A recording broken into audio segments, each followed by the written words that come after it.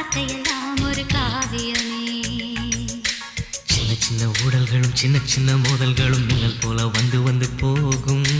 மோதல் வந்து ஊடல் வந்து முட்டிக்கொண்ட போதும் இங்கு காதல் மட்டும் காயமின்றி வாழும். இது மாதங்கள் நாட்கள் செல்ல நிறம் மாறிடும் பூக்கள் அல்ல. மீனம்மா அதிகாலையில்